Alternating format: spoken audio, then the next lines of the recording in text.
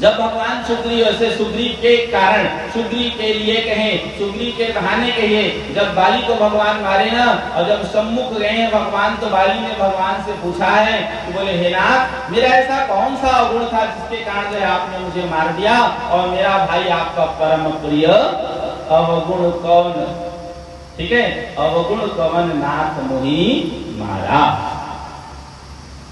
तो वहां पे यही बात आई है, भगवान ने संकेत किए, अनुज वधू भगिनी सुत नारी सुन सट कन्या समय चारी, इन्हीं हरि कुदृष्टि विलोकई जोई, ताहि वधे कछु पाप न होई। अब ये तो बात रामचरितमानस की हुई, संस्कृत में सुन लीजिए। मैं इसलिए श्लोक और चौपाई दोनों बोलता हूँ, जिसको श्लोक समझ में ना आए तो चौपाई समझ में आ जाए। अग्निदो गर्भस्यैव शस्त्र वाणी धरापह, क्षेत्रदाय कहता च सडेते आगताई न। ये 6 आगताई कहे गए हैं। कहीं आग लगा देने वाला, किसी को विष दे देने वाला, हाथ में शस्त्र लेकर किसी को मारने जाने वाला, आपके समस्त धन को हरण करने वाला, पत्नी का हरण करने वाला, ये सब आगताई की श्रेणी में आते हैं। ऐसे जो है व्यक्ति को मार देने से जो है पाप सडेते आगताई न। लेकिन याद रहे कंडीशन अप्लाई होता है, परिस्थितियां लागू होती हैं कि कब कौन सा व्यवहार सही या गलत है। इन बातों को पहले भली भांति समझें और फिर जो है उस कार्य में प्रवृत्त हो। सहसा नहीं करें, सहसा नहीं करें। तो ये बातें हो गई। अब उसके बाद फिर क्या था कि जो है अब अश्वत्थामा को जो है मार भी नहीं सकते, तो अर्जुन क्या किए, उनके जो है मस्तक में एक मणि विद्यमान थी, जिसे जो है अर्जुन निकाल लिए और अपमानित करके जो है अश्वत्थामा को छोड़ दिए।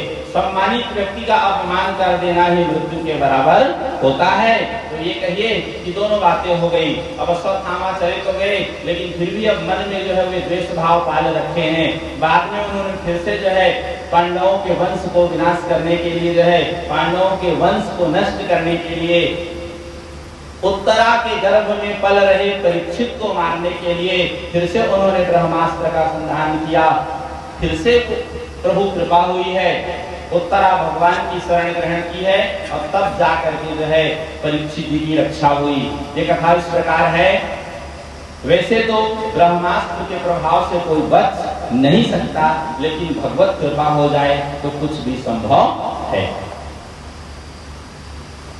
परीक्षित जी की मृत्यु हो चुकी थी, लेकिन भगवत कृपा से पुनः उन्हें जीवन दान मिला, और भगवान अपने योग बल से गर्भ में प्रविष्ट होकर के परीक्षित जी की रक्षा किए हैं। और परीक्षित जी गर्भ में ही भगवत दर्शन किए हैं।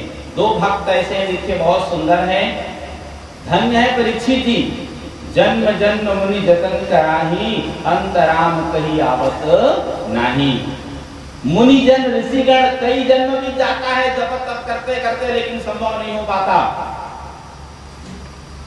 लेकिन धन्य है परीक्षित जी, जो गर्भ में ही भगवत दर्शन उन्हें हुआ है। एक तो परीक्षित जी और दूसरे जो है प्रहलाद जी। धन्य है प्रहलाद जी, भगवत भक्ति की प्राप्ति संभव नहीं है, आसान नहीं है, लेकिन धन्य है प्रहलाद जी, जिन्हें गर्भ में होते हुए ही भगवत भक्ति की प्राप्ति हुई। परीक्षित जी जो है अब सुरक्षित हुए। समय आने पर सुंदर जो है परीक्षित जी जो है जब जन्म प्राप्त किए, ब्राह्मणों को खूब जो है दान मिला है, और उसके बाद जो है ब्राह्मणों से जो है युधिष्ठिर जी परीक्षित जी के भविष्य के विषय में जब पूछे तो बतलाया ये सब गुणों में श्रेष्ठ होंगे, मतलब जितने श्रेष्ठ गुण होंगे सब इस बालक में विद्यमान होंगे। बस इनकी मृत्यु थोड़ी गड़बड़ है, सर्पदंश से इनकी मृत्यु होगी। अब युधिष्ठिर को